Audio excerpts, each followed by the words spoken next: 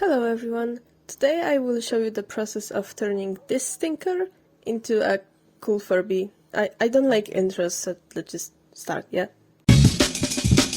I started by disassembling the Furby. It was surprisingly tough. The fur is sewn into the plastic under his ears, and there are plastic tabs keeping the fur in place around the faceplate area, but I managed to take it off without causing much damage, aside from breaking some of said tabs. When skinning a Furby, you also need to pay attention to the sensor in the tummy area, as you don't want to break it. It's connected to the Furby via a cable, so we need to disconnect that first. And this is what he looks like naked. I then gave his fur a wash and moved on to dyeing it using chalk paint. I will link a video detailing how to do that in the description. I ended up eyeballing the measurements out of laziness, but the results were still fine.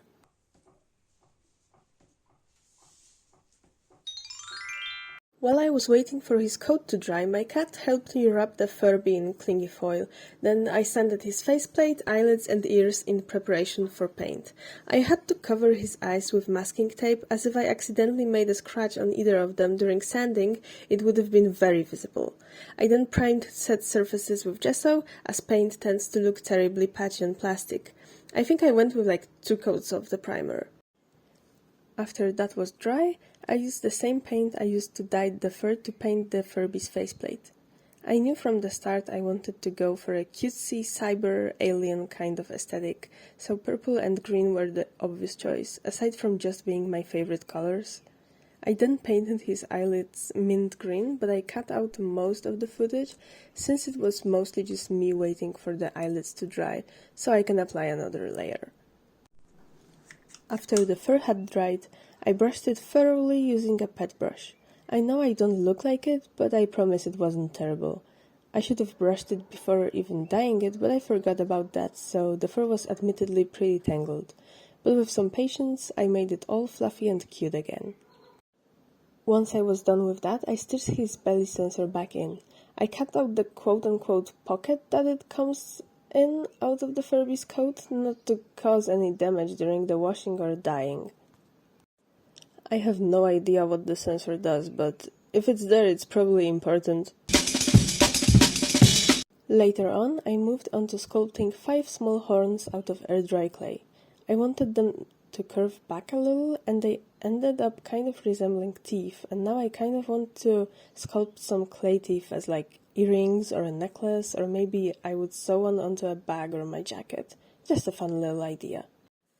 Once the horns were dry, I sanded them down for a smoother finish, and then I painted little stripes on them.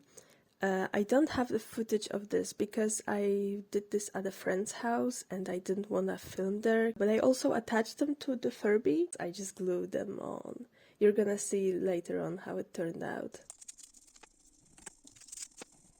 Later on, I moved on to blushing the Furby with some dry pastels. Doing that helps put some life into the plastic, and I think it is such an easy thing to do, and yet it does so much for the project.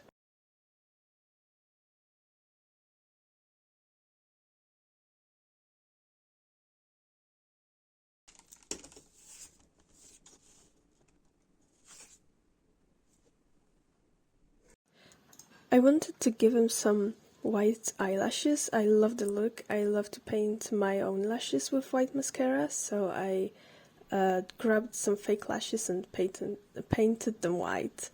On the next day, I think, I moved on to putting some little white details on his face to give him like freckles and like hearts, because I think that's just so cute.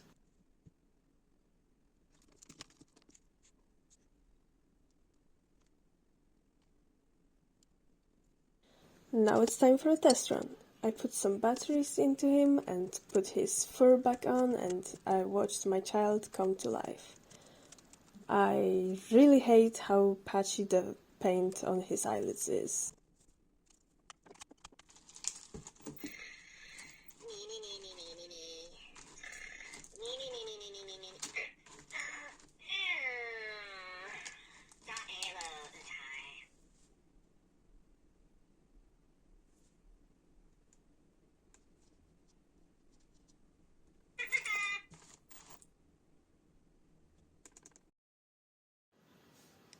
Then I decided to address the issue of the chopped off tail.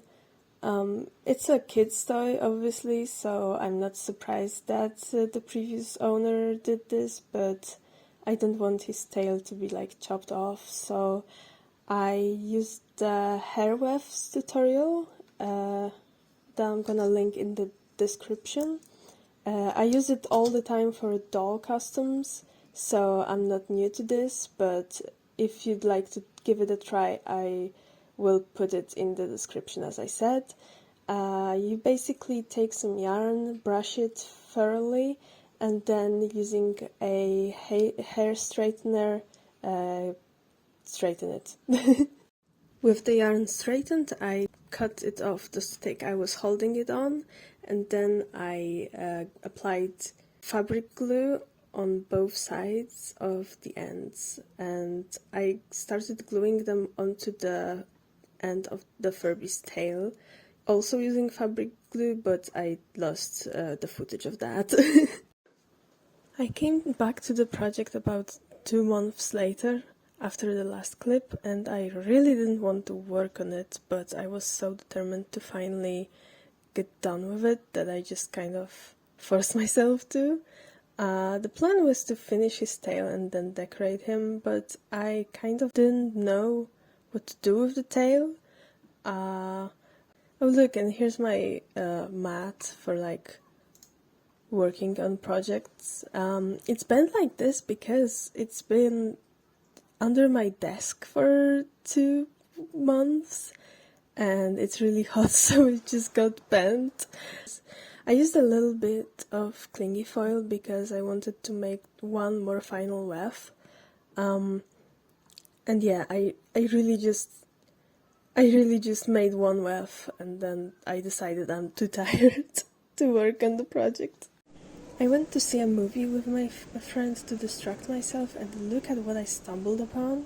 It's a little Sylvanian Families display. Oh my god, I need one of those really big ones, holy crap! In the afternoon I returned to work on the Furby and I just kind of decided to give up on his tail. Like, it's in the back anyways, and maybe sometime in the future I'm going to make this look better, but if you brush it nicely, it kind of... You kind of can't tell that it's empty on the inside, so yeah, it's a bit ugly, but it's okay. It's okay. And it's finally time to decorate. I knew from the start I was gonna give him a little friendship bracelet style necklace, cause I don't know, I let the Furby modifiers do that, and I think that's so adorable. I wanted it to spell out his name, which is Oddity, Oddie for short, Oddie for his friends.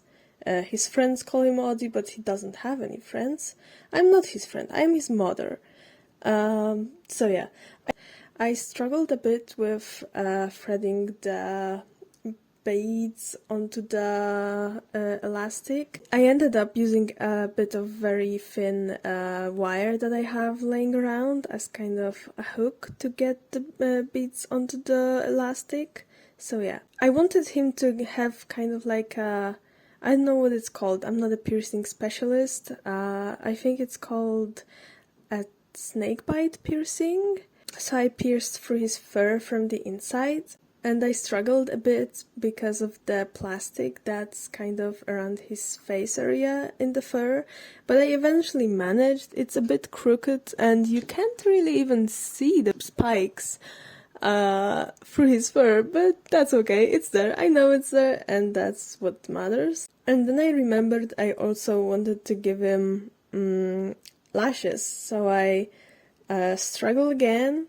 I cut them up a bit to match the size of his eyelids, and I stuck them on using textile glue just because I couldn't find the proper glue anywhere at my home. I know it's somewhere in here, and yeah, the Furby is finally done after 5 freaking months of work.